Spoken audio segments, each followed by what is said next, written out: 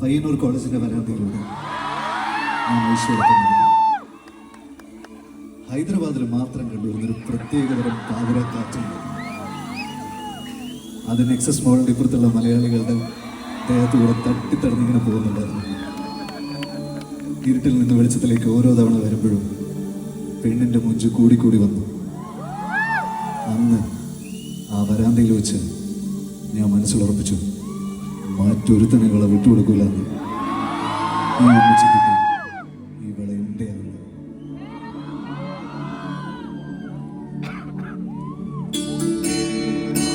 ഒരുമിച്ച് പാടുവോ?